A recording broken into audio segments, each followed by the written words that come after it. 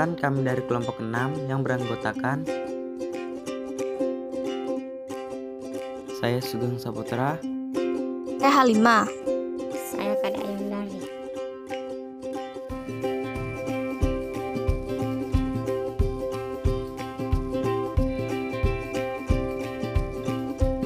Kerajaan Waigeo. Lokasi: kerajaan ini terletak di Pulau Waigeo atau Pulau Amberi atau Waigiu, Papua Barat dengan pusat kekuasaan di Wawai.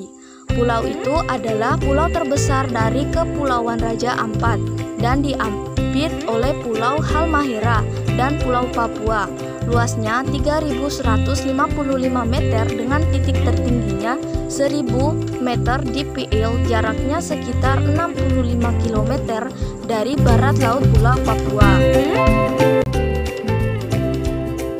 Proses masuknya Islam. Menurut literatur sejarah, agama Islam masuk ke Papua sejak abad ke-8, di mana kerajaan Hindu Majapahit mengalami keruntuhan. Riwayat Islam masuk di kerajaan Waigeo tidak lepas dari kondisi peradaban Islam yang berkembang di kerajaan Maluku, karena pada tanggal abad 15 terjadi perebutan kekuasaan atas wilayah Kepulauan Raja Ampat oleh kerajaan Ternate dan Tidore. Setelah berhasil dikuasai Sultan Bacan yang merupakan kesultanan Islam dari Maluku, tetapi Thomas Arnold menyebutkan bahwa Raja Bacan yang pertama kali masuk Islam. Penjelasan ini menyatakan bahwa Islam pertama kali masuk ke Papua dibawa oleh Sultan Ibnu Masyur atau terkenal dengan gelar Sultan Tidorex atau Sultan Papua I yang memimpin ekspedisi ke daratan Tanah Besar Papua. Sistem pemerintahan. Penguasa kerajaan Waigeo adalah Ganzun. Tahun 1660, Fuch memang sempat menandatangani perjanjian dengan Sultan Tidore, di mana Tidore mengakui protektorat Belanda atas penduduk Irian Barat. Perjanjian ini meliputi penduduk kepulauan antara Maluku dan Irian. Tidore sebenarnya tidak menguasai Irian. Jadi, protektorat Belanda hanya fiksi hukum.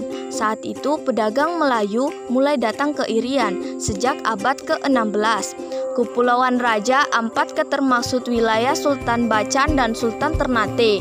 Kawasan lain di Papua yaitu daerah pesisir Papua dari Pulau Biak sampai Mimika merupakan bagian dari Kesultanan Tidore, sebuah kerajaan besar yang berdekatan dengan wilayah Papua. Tidore menganut adat Ulisiwa. Kehidupan ekonomi. Sebagian besar mata pencarian masyarakat di kerajaan Waigeo adalah karena tanah Papua memiliki kekayaan alam berupa tambang dan rempah yang sejak dulu menjadi incaran para pedagang. Sementara di wilayah Ternate dan Tidore, masyarakatnya memiliki sumber mineral dan bahan pangan yang melimpah, sehingga terjalinlah hubungan perdagangan dan politik antara kerajaan Kepulauan Raja Ampat dan kerajaan Ternate Tidore. Sedangkan sistem ekonomi di daerah pesisir Waigeo didominasikan oleh nelayan dan kegiatan bahari lainnya. Kehidupan sosial budaya. Sejak zaman nenek moyang, masyarakat Papua telah terkenal sebagai masyarakat yang memiliki jiwa sosial tinggi. Hingga masyarakat kerajaan Waigeo selalu menjunjung tinggi rasa sosial dengan saling membantu tanpa pembedaan suku, agama, dan ras. Karena kerajaan tersebut termasuk kerajaan Islam di Papua, maka masyarakatnya juga hidup dengan syariat dan hukum yang berlaku dalam agama Islam. Akhir kerajaan Waigeo. Penyebab runtuhnya kerajaan Waigeo karena masuknya Belanda ke Papua pada abad 17 yang bertujuan untuk menguasai Papua. Karena kekayaan alamnya berlimpah sehingga terjadi perlawanan sengit. Untuk mengusir Belanda, Indonesia mendapat bantuan dengan mengarahkan 10 kapal tempur dan kapal perang tercanggih milik Uni Soviet. Penyebab kedua adalah adanya konflik agama. Peninggalan kerajaan Waigeo yaitu tinggal kerajaan Waigeo dan Masjid Tunas Gain. Kerajaan kedua yaitu Rumbawati. Lokasi Kerajaan Rumbawati adalah Kerajaan Magabau, terletak di Semenanjung Onin yang membentuk wilayah Kabupaten Fakfak, Provinsi Papua Barat. Proses masuknya Islam. Dalam sejarahnya, penyebaran Islam di Kokas, Fakfak, Papua Barat tidak lepas dari pengaruh kekuasaan Sultan Tidore di wilayah Papua. Pada abad ke-54, Kesultanan Tidore mulai mengenal Islam. Sultan Ciliaci adalah sultan pertama yang memeluk Islam. Sejak itulah, sedikit demi sedikit Islam mulai berkembang di daerah kekuasaan Kesultanan Tidore, termasuk Kampung Patimurak, Distrik dan Kokas dan Fakfak. Akhir Kerajaan Rumbawati. Keadaan sosial politik kerajaan di Papua waktu bangsa Portugis masuk, Portugis langsung memihak dan membantu Papua karena Portugis mengira Papua lebih kuat. Begitu pula bangsa Spanyol memihak Tidore. Akhirnya terjadilah peperangan antara dua bangsa kulit untuk menyelesaikan. Paus turun tangan dan menciptakan perjanjian Saragossa, sehingga mulai banyak penduduk yang mulai beragama Nasrani dan merayakan hari besar umat Nasrani hingga sekarang. Peninggalan Kerajaan Rumbawati yaitu tinggal Masjid Patimbura. Baiklah, yang ketiga, Kerajaan Salawati, yaitu lokasi. Letak Kerajaan Salawati yaitu di Kabupaten Raja Ampat, Provinsi Papua Barat. Sebelah utara, Pulau Batanita. Sebelah selatan, Pulau Misol. Sebelah barat, Pulau Konsu.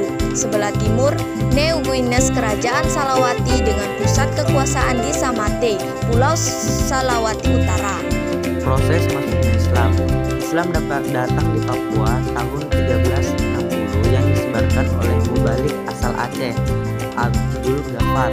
Pendapat ini juga berasal dari sumber lisan yang disampaikan oleh putra bungsu Raja Rumbawati ke-16, Muhammad Sidik Bau, dan Raja Rumbawati ke-17, Haji Ismail Samawal Bau. Sistem pemerintahan. Raja yang berkuasa di salah satu kerajaan Islam yang ada di Papua yaitu Kerajaan Salawati.